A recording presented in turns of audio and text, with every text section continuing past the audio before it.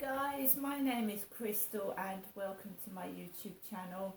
I'm a single woman from Rochester in Kent that vlogs every day of my life. If you like my videos, please do press the like button, please do subscribe. It is Thursday morning. Alexa, good morning. Good morning. Spooky things are starting to happen up here in the cloud.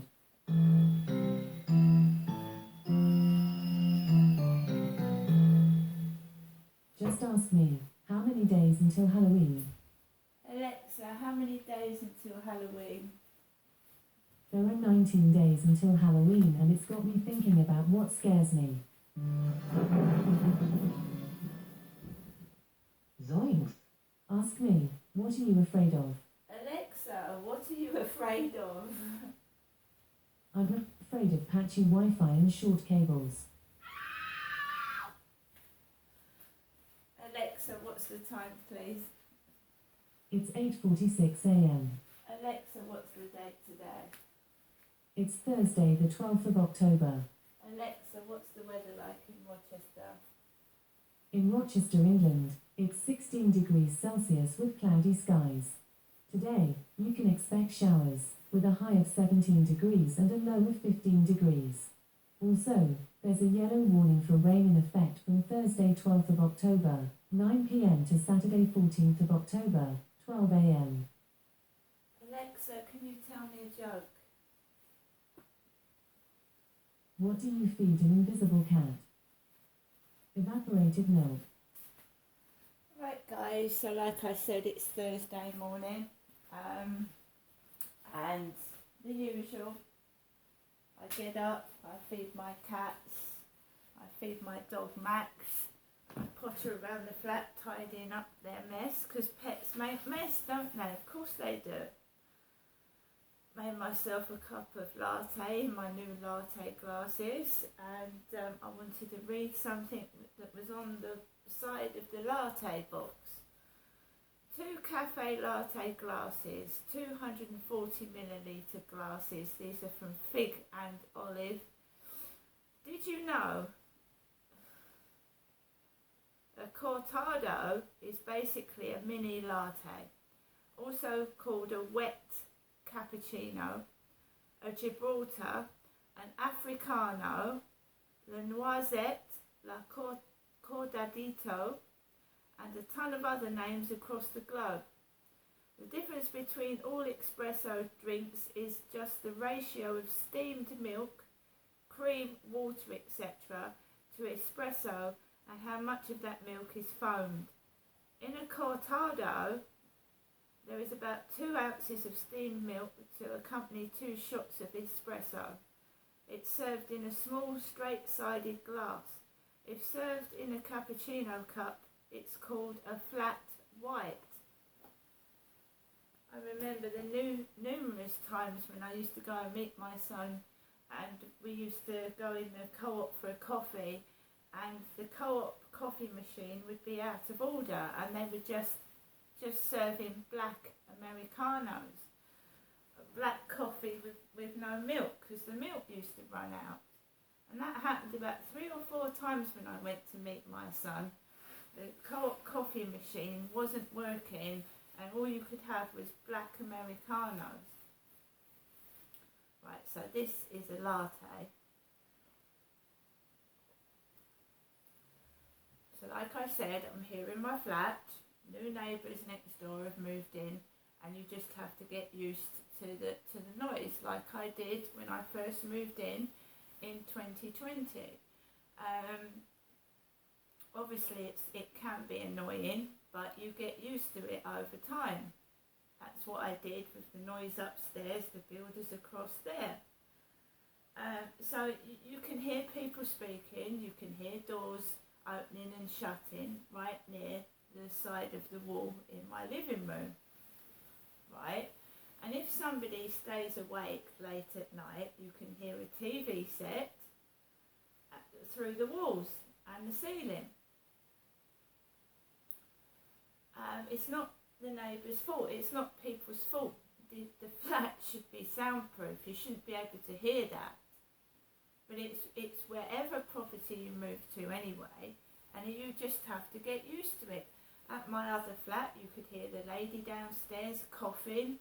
You could hear her pressing the buttons and making noises in the bathroom underneath my bedroom. You could hear her swearing.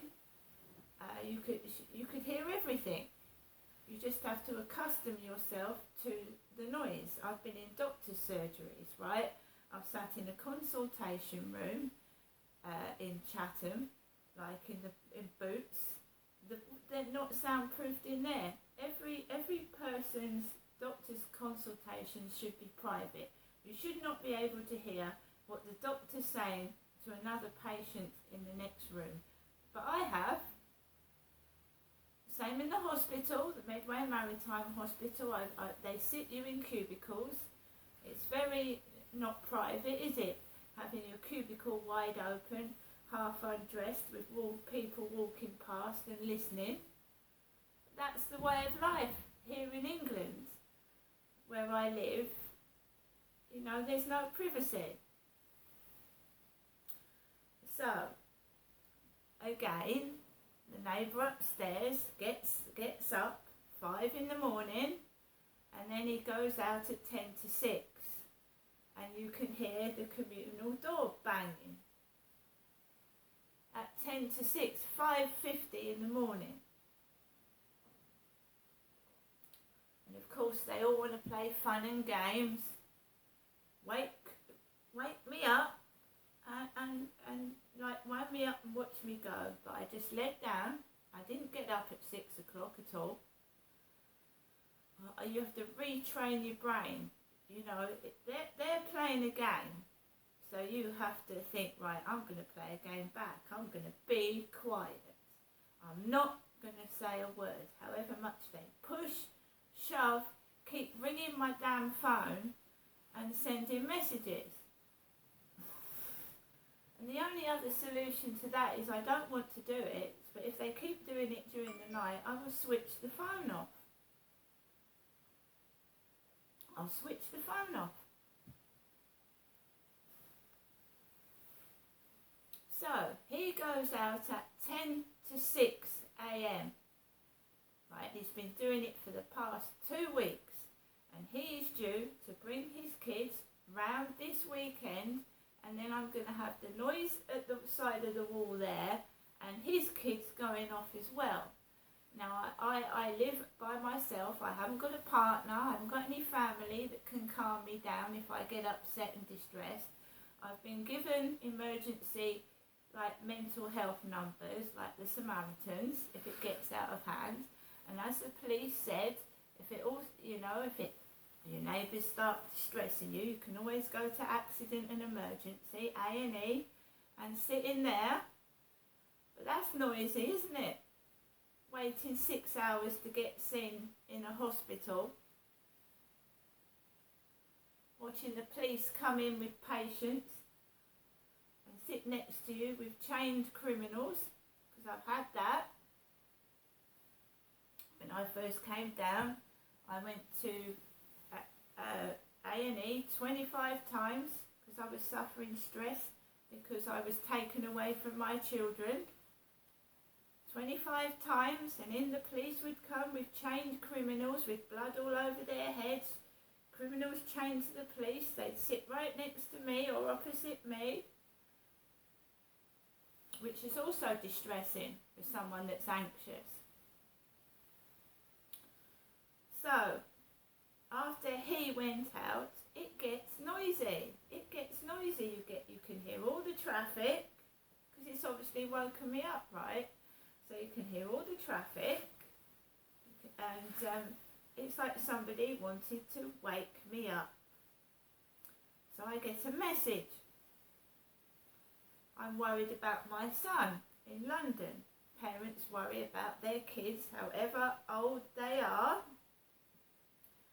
Because I contacted my son yesterday because I was worried about him. I hadn't heard from him for ages. And I get a message at 6:01 in the morning, just after the guy upstairs leaves. Sorry, I was busy yesterday with work. So uncanny, isn't it? He's been leaving early. My son texts at 6:01 in the morning.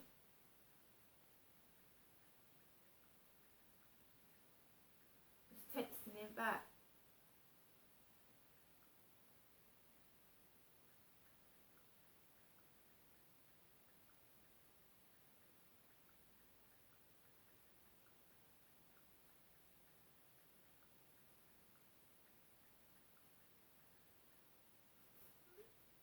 So I just texted my son back. I went back, I led back down and I got up fully at 8 a.m. And I felt so tired because this stalking is stressing me out. It's really stressing me out, it's tiring me out, it's affecting my mental health and my well-being and my happiness. And I've watched stalking videos and I've seen other women, right, having to move about 10 times from their stalker. 10 times. Their children have been put in danger. They've even had to have their children taken off them because their children have been put in danger by this pest, the stalker, the pervert. Now you can get stalked for various reasons. It can be an ex-boyfriend, an ex-partner that's pissed off that you've dumped them or left them and they won't leave you alone. Then you can get the mental health nut that just latches on to somebody and won't leave them alone. They're mentally ill and they won't leave a person alone. They've got a mental health illness. And then you've got the person like who stalks somebody because they think they've been hard done by. You get social workers being abused, teachers being abused, health professionals being abused by members of the public because they think what their decision they've made is wrong and they stalk them. They've been known to stalk them and get into their house and destroy their property and make their life a misery. And on each occasion the police have been useless. They've been useless. The amount of women that have been murdered by their stalker and vice versa, men can get stalked as well. There was a couple of men that have been stalked by women because they won't give in to their sexual demands.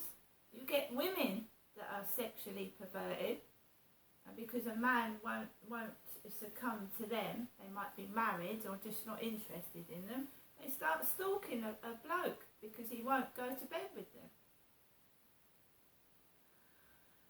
So it comes to men as well as women, and it makes your life a misery. You're always looking round your back. Who is it?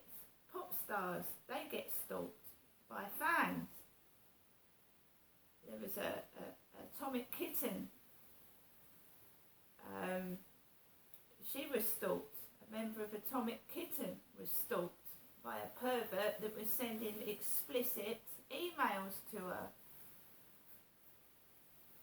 So people do get stalked and the police do not seem to take it seriously. And a lot of these women and men have been murdered by their stalker or physically harmed and put in hospital and have needed stitches because they make threats. And the police don't seem to think that these stalkers will go through with their threats. But this stalker did. He said, I'm going to cut your eyes and cut your mouth.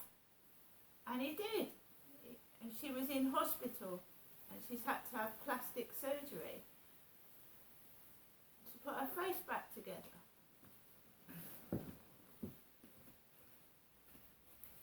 The police say that they haven't got enough evidence. They don't know who's doing it. They haven't got any evidence.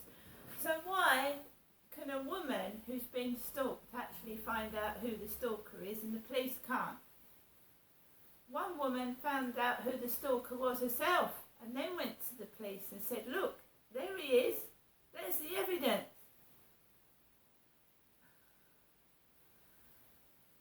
So members of the public are being forced to do their own detective work because the police on several occasions leave these serious crimes till someone is actually murdered and killed because they don't deem it necessary. It's all in the person's head, and it isn't. It isn't. I've got tons and tons of evidence. I've been pestered this morning on TikTok.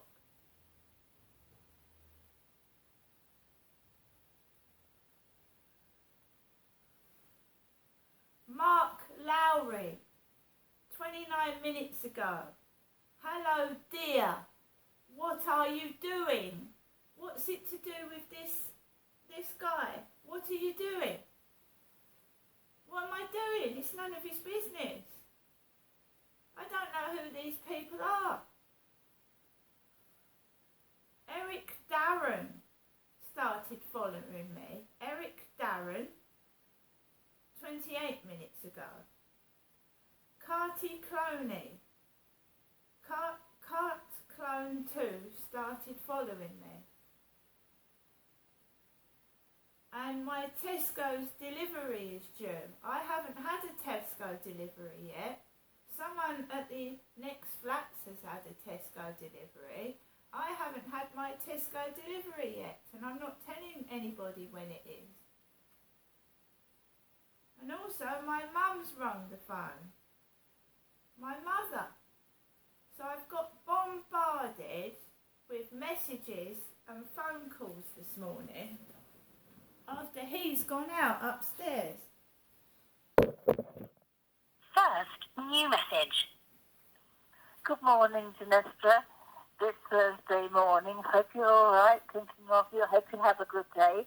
And I'll phone you again sometime today. Okay, Janessa, have a lovely day. Bye.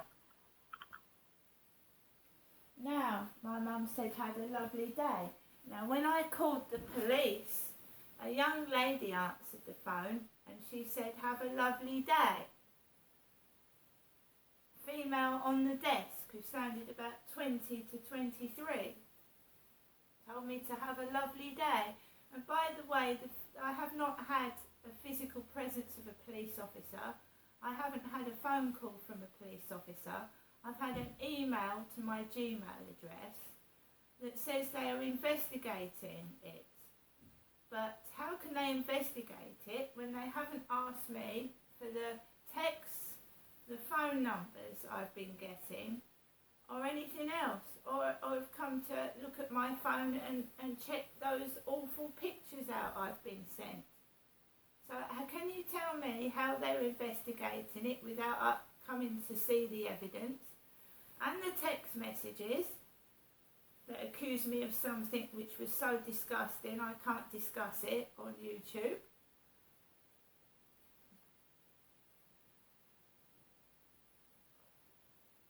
So can you tell me how they can investigate without physically coming to get the evidence? Ringing these, do I have to do it myself? Do I have to start ringing up these mobile phone numbers that I keep getting from about 50 supposedly different people, sometimes every day?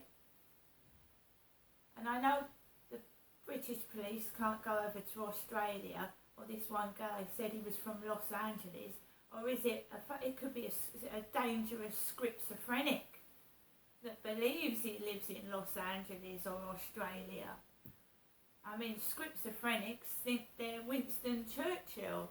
Do you know, this schizophrenic guy that was stalking somebody, stalking someone famous, and he said, I'll make you notice me when I'm famous. And then he went and killed somebody. He went and murdered somebody to make himself famous.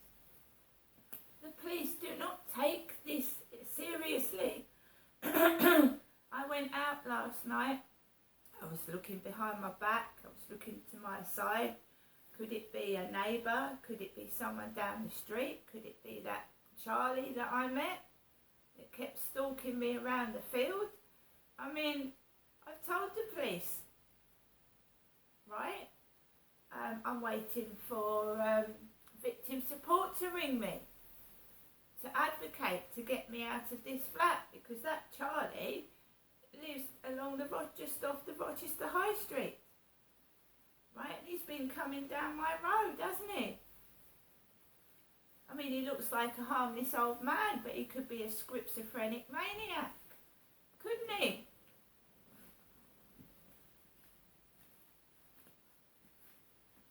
I mean, he's an ex-alcoholic. Has he been taking drugs as well? And the woman he was living with said he was very dangerous.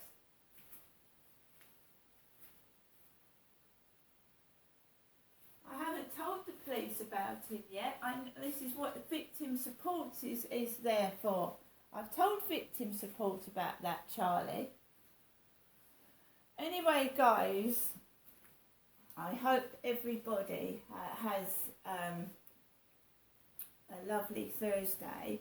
But every day this stalker upsets me. Someone said they start on you first thing in the morning and they spoil your whole day just by the text that you get. They spoil it. And that's what their whole intention is, to have control over you, to make you miserable. But if you go on YouTube and look up stalking, it's not just me and it's not in my head. See you later.